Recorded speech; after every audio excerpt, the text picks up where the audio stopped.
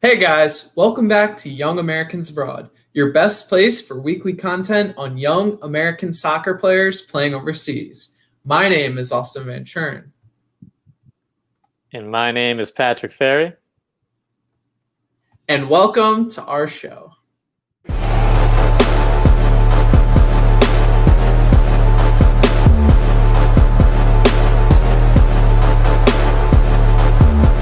So we got a great episode today for you guys. Pat, a lot of exciting play happened this weekend from all of our players. That's right, Austin. A lot of the players are really stepping up here. Especially there in the Bundesliga, where weirdly enough, the season's almost coming to a close. Yeah, only 3 more games in the Bundesliga, which it feels like, we just restarted a week ago, right. week or 2 ago. And we got the Premier League coming back this week, so we'll have that to talk about next week. And a lot of other leagues are back. I know Austria, we're talking about a player today from that league. We have a few more. I think Turkey's another one that's back. You have La Liga back, which unfortunately we don't really have anyone playing there. And Serie A too. So definitely good to see footy back. It is good to see footy back, especially like you said, as all the leagues come. And again, I don't want to brag too early, but I am a Liverpool fan, Austin, so I wouldn't mind seeing them clinch that title.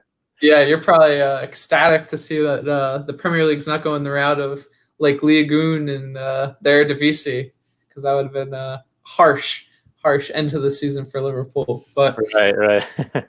Yeah, but I mean, like I said, we got a great episode today. So, first we want to talk about a great game from a USMNT striker. And an American defender in the championship, rumored to be heading to the Premier League. And then finally, we check in on an old face in the 2 Bundesliga who's finding a lot of success. So all that and more in today's episode. So to start today's episode, we're going to talk about Josh Sargent. And Pat, boy, was it a good game from Josh. So Josh played 76 minutes in Werder Bremen's big 5-1 win over bottom of the Bundesliga Paderborn. And, in this game, we saw Josh draw a penalty and then also take 2 shots that led to goals for Bremen. So definitely a big impact on the day. And, it was just another good, scrappy performance from Josh, which we've been seeing a lot recently. That's right, Austin. I actually, caught the first 45 minutes of the first half there. And it was just a pleasant sight to see overall from Werder Bremen and Josh really being involved. Had some great interplay there and some chances. And as a team, Bremen just dominated. And again, I know for once in Paderborn, I was looking, Austin, like, is this the same team we've been talking about and watching? And it looked completely different. So all in all, a really great performance for Josh. Very, very positive.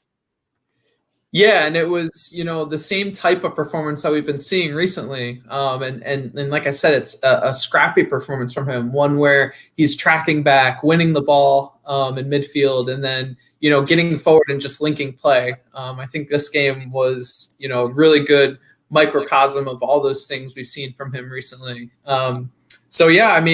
He also earned the manager's praise after the game. Florian Kohfeldt singled him and Maximilian Eggestein out as the 2 most influential players in the game. Maximilian Eggestein is by far, in my opinion, their best player, maybe him and Milo Rashica. Right. So, that's good praise. And, Florian Kohfeldt's someone who doesn't give praise very lightly for Josh especially. So, been pretty critical, Austin, at some moments. Yeah, he has been. Fair at times, I would say, but then at other times, I'm not Florian's biggest fan, but we'll see.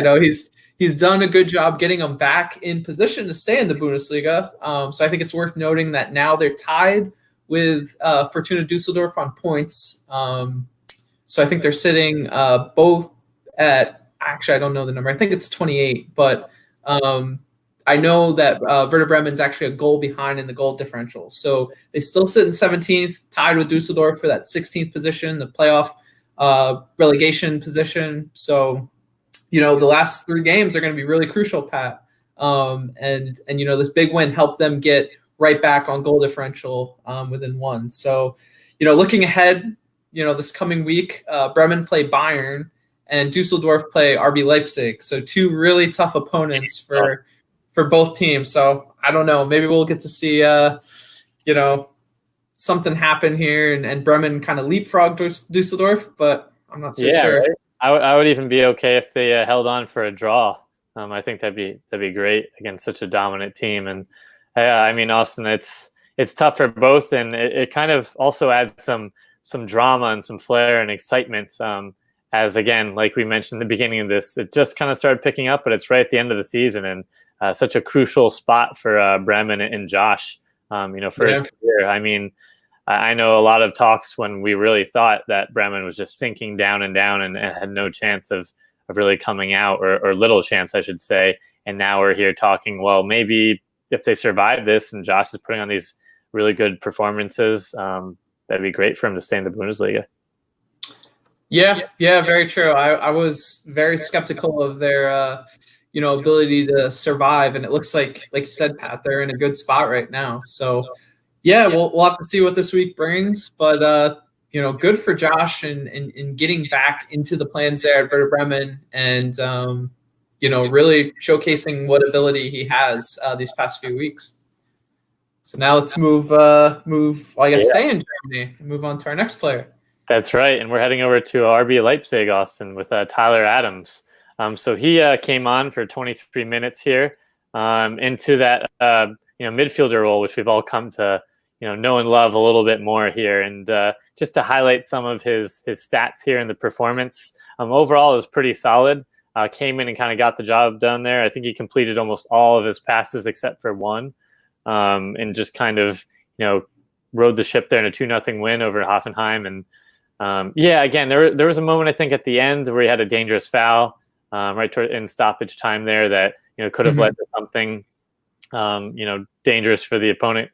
But nonetheless, he still had a very solid overall game and really getting the feel now in that midfielder spot. And I wanted to note too, Austin, he did replace Kevin Campbell, who kind of has come back, I think in the last week or two from injury. So that's another player that kind of is fitting in that mold there in the midfield with Leipzig that he'll have to compete with a little bit. Yeah, it's good to mention because he's definitely a really quality player. So him coming back is definitely going to make playing time even that much more difficult for Tyler. But good to see that he's getting playing time with him even back. That's right, Austin, and yeah, again, it is great to see him with some playing time and not so much especially in midfield. Especially in midfield, like I was just kind of we don't see him at that defensive position as much, which I think is good because ultimately we want him there. And again, I think Leimer and who is it, Olmo too, if I'm correct. Oh, okay. Yep. He actually had 2 goals in this game, and he's been performing really well. So all in all, I think it's just great competition for him, and Leipzig does seem to have secured that Champions League spot. So that's another positive bit of news here. So they'll be involved with more games, a busy schedule, more opportunities for Adams really next year to hit the ground running, injury-free, and solidify a spot in the midfield.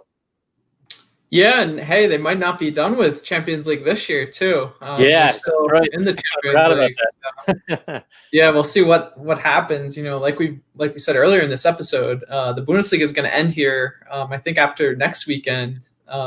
So it'll be some time between now and the restart of the Champions League. So maybe that restart period or that long off time will really help Leipzig and keep them fresh. I don't know. Could do the opposite though. Maybe I don't know. Yeah, I think it's a good point too to quickly mention because they did start off a little rough, Austin, when we first came back and started reporting here in the Bundesliga. A little concerning, but they seem to have kind of found their footing here towards the end. Obviously, it's tough with a dominant team like Bayern there at the top, but they're still in a very solid position and have some some good pieces moving forward. Yeah, very true. And with this crazy world we're living in right now and crazy format that the Champions League's probably going to come back in, it might help them out even more. So we'll have to see what happens. But now we're going to move over and stay again in Germany, but move over to a different team, and we'll talk about Weston McKennie. So Weston played all 90 minutes for Schalke, and this was in a 1-1 draw with Leverkusen. And, Weston and Schalke came out really strong right from the get-go in this game. They're playing a lot of younger players from the academy, and it looked like David Wagner kind of set their team up to really press Leverkusen right from the jump. And Weston was really the one leading that charge. So he had a really nice, I guess you'd call it a press, Pat, on Mitchell Weiser early on in the game, rushing up 30 yards upfield and winning the ball back from him. And it was really kind of the embodiment of his game. He was a force all game, defensively, getting all over the field. And, he didn't do too bad offensively either in this game. He did a good job connecting play, getting forward, winning the ball back, and looking to play passes upfield quickly. I think recently Weston's been having some good defensive performances, but he's been kind of shaky on the offensive side of the game and, the offensive end of things, losing possession, poor passing. I think one game we talked about, he had like a 58% passing accuracy for the game. So that was something that was kind of lacking recently, but this game was a good all-around performance, in my opinion, from him. So, it was really good to see. Schalke still have not won since January, so getting a draw here kind of hurt for them. They went up early. I guess they went up in the first half, I think towards the end of the first half, on a penalty, and then conceded in the second half kind of late on. So, I thought it was a good performance for Schalke, but they left a little bit on the table. So, all in all, I think it's a good day for Weston, and, hopefully we can see him continue to, emulate this type of game, because he really was a force all day long. Yeah, Austin, and you're bringing up a good point too, where he, is just being a force and dominant, and we've come to see him, really body players off, but some of that offensive pieces is missing. And again, I'm not trying to shift blame anywhere, but it does seem like, just in general, Schalke has been, having just chaotic form, very up and down, and whether it is back to good form, it seems like injuries come and plague them, and it seems like McKennie can build on that offensive ability and have some of those key players around him to be in better positions, have better movement and fluid movement at attacking and going forward. So obviously, again, I still think he has a lot to improve on, but just wanted to kind of mention that maybe some more firepower flair up front for Schalke could assist him in that regard. Yeah, for sure. I mean, Schalke are really lacking in that firepower category. They don't have any good strikers to kind of pull from at the moment. And they're just so injury depleted. And you could see that this weekend with their bench was basically comprised of all youth team players. So it would be nice if we had a few more Schalke Americans in that academy, because I think they might have playing time this week. So it's definitely tough, but Weston kind of rose to the challenge this weekend and played a really good game. So hopefully we get to see that next week. Right. And I guess now we'll head over to Schalke's fierce rivals, Pat. And who do you got for us? That's right. Over at Borussia Dortmund, we have Gio Reyna. So he is another player that we've been talking about here. Excitingly, the young 17-year-old actually came on in the 74th minute. For a 1-0 win against Dusseldorf for them. And wanted to quickly mention, Austin, him and Serginho Dest were named to the top 100 list for the 2020 Golden Boy Awards. So really exciting accomplishment. I know it's early. There's a long way to go and a lot of work to do, but still should recognize the early greatness and potential for these young players. And also just going back to the game here, when he did come on, and I know you mentioned it more, and I want you to touch on it a little bit as well, but he came on and was lively more than ever too, and just had that great control with the ball, able to glide past and have that almost second or third gear where he's easily able to go by his defenders, and they had to pull him down and foul him constantly. So it was really great to see him perform so well and dominate and come on at such a crucial, pivotal point of the game where it's still 0-0 and it's right at the end. And Lucien Favre was able to trust him to come in and had some great words to say about him. Yeah, and that was what we talked about last week that we wanted to see from him, because it just looked recently that he came out a little timid in some of his substitute appearances. obviously some of those games are kind of already out of reach. So you could just kind of tell the energy of the game was lacking. And it's got to be hard coming into those type of games where, there's the game's kind of already finished. But this week, like you said, the game was not finished. It was 0-0. Borussia Dortmund are still trying to challenge for the title, even though it doesn't look very likely at this point in time. But, this was a game that they needed to win. And like you said, Gio was trusted to come on and make an impact. And I think he really did, Pat. Like you said, he ran at the defense, just did a really good job of creating opportunities in that final third. And yeah, I think he just did a really good job in this game of going at the defense, which is something that I thought was lacking in the last few games. So I'm glad we got to see that from him in this game. Yeah, I couldn't agree more too with that last point as well. And coming on, like you said, certain games, certain scenarios where I'm sure Gio's instructions were a little different than also just coming on, still a young player trying to find his feet, where maybe he doesn't want to take too many chances, and some of the senior players get a little annoyed with him on the pitch. Right. But again, like you said, just really capitalizing on that time in this game and understanding it's a crucial point in a game. It's a different kind of game where it's still tied, and there needs to be a winner here, and using some of his strengths and abilities and just overall knowledge and understanding of the game at such a young age is so impressive. You could really see him on the field, and we've mentioned it again and again, just doesn't even look of his age, and it's just great to see his maturity. Yeah, he doesn't turn 18 until November, so he's got another 4 or 5 months of being 17, which is just crazy to me, because when you really think about it, a lot of these American prospects that we're talking about have to wait till they're 18 to even go across to Europe. So I mean, he's playing on borrowed time almost, because he's so far ahead of the curve. So yeah, it's just crazy to even think about that, now where he's at in his career, and the age he's at as well. So yeah, I mean, I think it was a great performance, Pat. And hopefully, we get to see him start one of these final games. I know Dortmund have 3 games left, so maybe we'll see him play one of these. That's right. I know. Obviously, I think we were talking earlier. I think Mainz is one team that we might be able to see, but obviously with Dortmund, Leipzig, this weekend, I don't know if that'd be the case. But like you said, there might be a game in here where you can, start, and we can sound those Gio Reyna alarms, I think, pretty soon. Yeah, still wish we saw him in the Riviera Derby. I know. But, the injury right at the beginning there. Right. Yeah. I mean, you can't do anything about injuries, so it is what it is. But yeah, so that's great to hear about Gio. Now let's head over to I guess Dortmund's rivals or other rivals, and that would be Bayern Munich and Chris Richards. So Chris Richards started again for Bayern 2, played 90 minutes, and also scored another goal this week, which was good for their game-winning goal in their 3-2 win. So, Pat, Chris Richards back on the score sheet again, and it was a headed goal off a corner, which has become his signature recently. And, in this game, overall, I thought it was, an up and down performance to some extent. I definitely think there was more good than bad.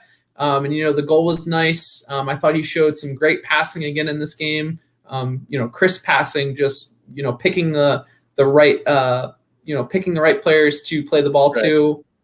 He's just really good at getting the ball upfield in an accurate way. It was surprising to see how many times his long balls actually, reached a Bayern Munich player upfield when you looked at some of the other players just playing, blind long balls up forward. That was kind of cool to see from him. The one thing again in this game was just, at times got caught out of position. Whether he was too far upfield, whether he, got caught out in possession a few times, deep in his own half. That was kind of something I saw again in this game. But like I said, it was more good in this game than bad. And yeah, I think it was another strong performance from him. Yeah, I couldn't agree more, Austin. I think, like you mentioned, just his heading ability and aerial ability to not only win duels, but capitalize and get those goals in crucial moments, I think is really elite for a defender. And again, we've seen some, current and past U.S. national team center backs and defenders with the same kind of prowess and ability to score with the headers. So kind of an exciting trend to continue to see and develop. But I know there are certain areas too, like you mentioned, we were talking about this a little bit off camera in terms of just potential moves and where he can go to improve maybe some of those defending in those poor spots he finds himself in sometimes. Yeah, and I think what you're alluding to is, one thing I saw in this game that I've been seeing, but I haven't really internalized it, is, Bayern 2 right now I think they're in second in the 3 Liga. They've really turned it on since the midpoint of the season in that league. And they're really playing games like Bayern Munich play games in the Bundesliga. And that is, dominating possession, playing with their center backs really high up the field. And, a lot of times this gets Chris Richards into the game, keeping the ball and keeping possession, but it also leaves their defenders and Chris Richards really exposed at the back. So a lot of times it's, Chris Richards trying to scramble back on, opposing team's break and trying to, do some last ditch tackling.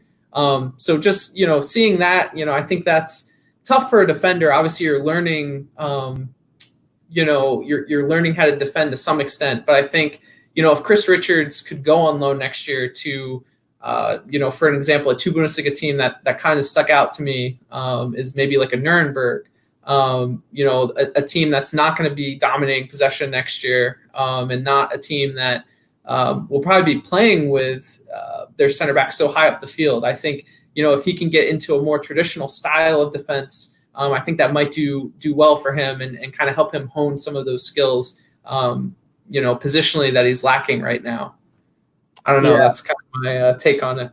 Yeah, no, I mean, I couldn't agree more with kind of the, your take and analysis in general of obviously where he needs to improve. And again, it is great being part of such a setup and how he came over from FC Dallas with Bayern in the trials and really finding a home here and dominating. But unfortunately, Bayern 2 can't move up anymore, and just to kind of see him that next leg in that next league. And like you mentioned, really challenge himself with a team that is maybe getting hit more, not just on the counters, but just maybe defending more and not having the possession as much. And seeing how he does in some of those situations where defenders need to, 2-on-2 or 2v1 and all those different situations you find yourself in. Just having those different experiences will really benefit him in the long run, especially still being such a young defender.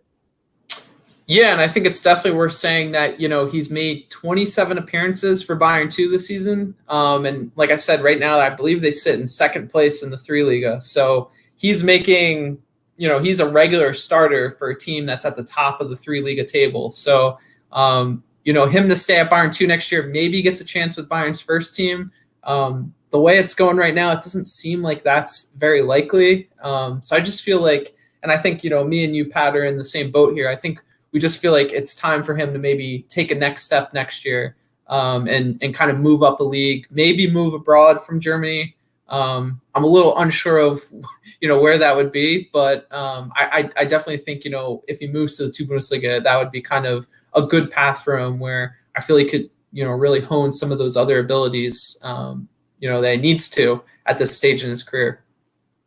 Yeah, I mean, like you said, Austin, you're speaking my language here. I couldn't agree more. And again, I just think he has all the skills and qualities to really be a great defender in the future here. And he's just kind of taking these nice, appropriate steps as he moves through his career. But I guess want to stay on the topic of defenders, but shift over and talk a little bit more about England and not Germany, surprisingly. Right.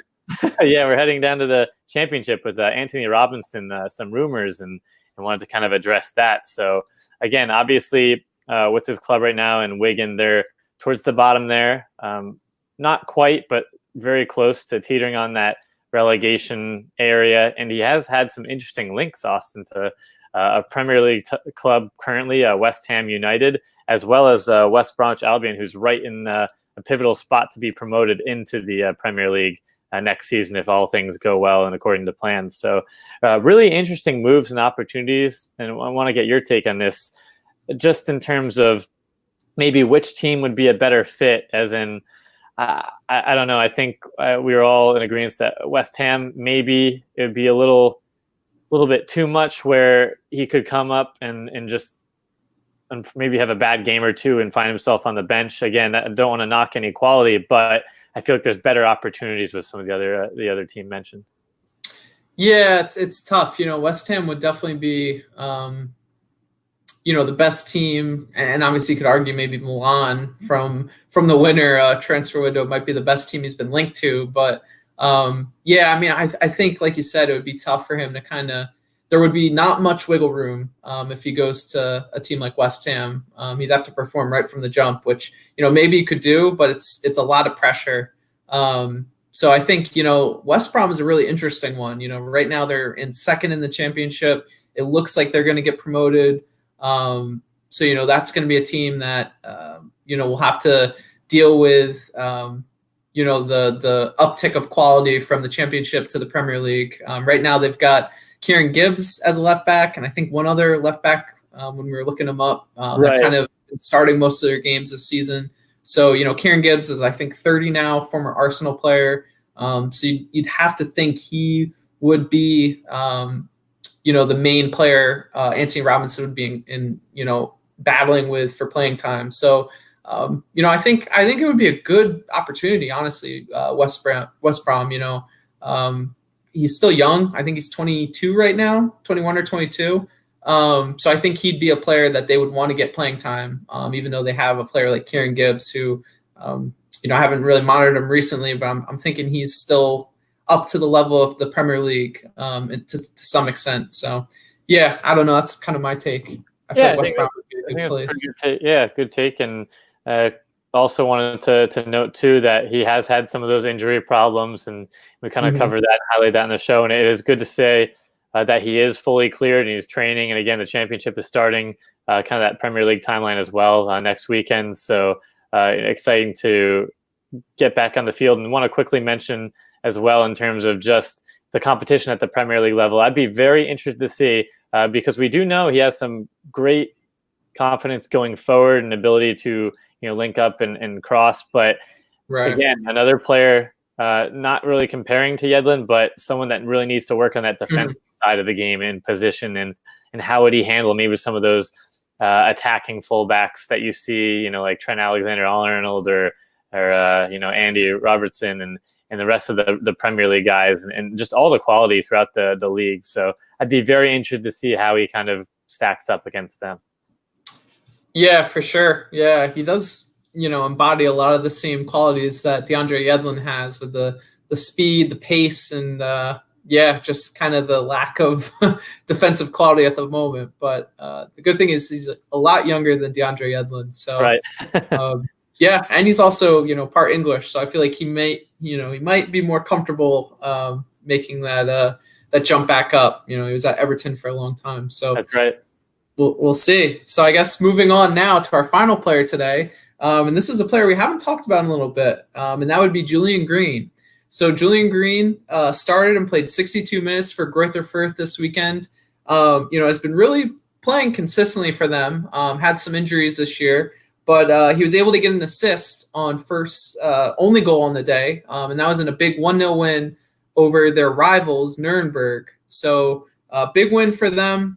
Julian Green was man of the match and also in the 2 Bundesliga team of the week this week. And like I said, he's been playing well for Fürth. He's definitely one of their, how should I put this? I guess you'd say star players. I think he's one of the first names on the team sheet for them. And I think that's, a good thing. I think, first a mid-tier 2 Bundesliga team. I think they sit in 7th right now.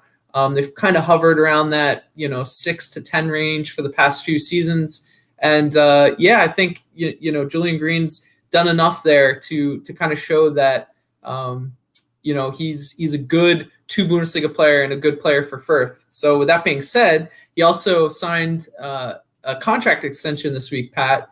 He was going to be out of contract here at the end of the month. So he extended for 1 year, and then the team has an option for a second year. So kind of a short contract, but, I think it gives him some flexibility on what he wants to do. going forward in his career. And I kind of, thinking about it and just looking at his career arc right now, I think you could see maybe a Alfredo Morales-esque end to his career, where, Alfredo Morales was kind of a 2 Bundesliga player, really plied his trade, got better, and then, got promoted with Ingolstadt, and then, got transferred to Dusseldorf when Ingolstadt went down. So I feel like, Julian Green could kind of be one of those players that may move on a free transfer, and kind of get back into the Bundesliga that way. Because at the moment, his stock's trending up, and I think, I could definitely see him making a return to the Bundesliga. I don't think he'll ever be a regular starter in the Bundesliga. I think, again, like Alfredo Morales, he's someone that comes in and out of games, in and out of starting lineups, but definitely has the quality to play in the Bundesliga. So, yeah, what do you think, Pat? Yeah, I mean, I think that's just great where his mindset is. And again, everything that he's been through, just going all the way back through the timeline here for Bayern, and such the hype, you could say, around him with the US too in the World Cup there, scoring the goal. And again, kind of still our most recent goal scorer in the World Cup. Yeah, right. Oh, can't bring that up. But yeah, I mean, it's just an interesting point where he kind of dropped off there, faded a little bit, but again, just stuck to his trade, plied his trade, got better at his craft, and really you could see his determination, maybe thinking more into it, but not only with the contract and that option, but really kind of gearing towards the future, and in his mind probably saying, hey, I can still really be a good key contributor, for a Bundesliga team. So it's kind of great to see that mindset. And again, still an interesting player, not only for your club, but maybe even, coming in for a few camps and a few games here and there for the US, I think, as one of those kind of fringe players or bench players there. It'd be interesting to see. Yeah, I think, it's interesting. Right now, our midfield has a lot of prospects in it. You obviously have like Weston McKennie, Tyler Adams, some other names like Paxton Pomykal, Richie Ledesma. But it seems like, Julian Green is kind of playing back into, that midfield. I do think, right now I wouldn't be so opposed to seeing him back in one of those camps, kind of like you said, Pat. Now, obviously going forward, I think, the quality of those prospects, I think we got to mention Dwayne Holmes too. That's the player I forgot. Right. Yeah, but Dwayne. Yeah, I do think that, going forward, I think those players will start to nudge him out of consideration, which is good in my opinion, because it just means that, there's more competition and better competition. But at the moment, you got to look at some of these prospects. They're still very young. I think he could be someone who gets called up periodically, like you said. And I don't think that's crazy to think. So, yeah, we'll see what the future holds. Good for Julian Green. Good to see him get a new contract. And yeah, that's it for this part of our episode. Now let's head over to Quick Kicks. All right, all you viewers, you know what time it is. It's my favorite time. I hope it's yours. I know it's Austin's now. That's right. It's none other than Quick Kicks. So you could test Dwayne Miller. It's Altidore over the wall, and that one is in! Josie Altidore from a long way out. The opening goal for the United States. All right, guys, and to start off, we're heading over to Austria, where Erik Palmer-Brown actually scored a goal, his second of the season, and a 4-1 win for Austrian Wein against Mattersburg. And going back to Germany, we have Taylor Booth, who came on in the 73rd minute, making his Bayern 2 debut, and that was in their 3-2 win. So congrats to Taylor Booth. Awesome news. And in the Danish Superliga relegation playoffs here, the Hobros had a 1-1 draw against AC Horsens, where Christian Cappis went the full 90. So we're hoping that the Hobros survive relegation yet again. And we're off to Turkey, where Tyler Boyd started and played 65 minutes for Besiktas, but unfortunately that was in a 2-1 loss. And heading to the second tier of Spain here with Shaq Moore and Tenerife, in a 0-0 draw against Malaga. He actually got the start, went the full 90 since the resumption of play. So congrats to Shaq Moore there. So that's it for episode today, guys. Thanks for watching. Make sure you like this video and subscribe to our channel down below. And don't forget to check out Instagram, Twitter, all that social media content we're providing for you guys. Always exciting news, whether it's the transfer rumors and more of these leagues coming back. There's a lot of content to go around. That's right. And Pat, it's good to be kind of getting back in the full swing of things. We're seeing, our players progress, and that's going to lead to one thing someday. That's right, Austin. And I can't take that away from you, but that one thing will be. One day we will win the World Cup.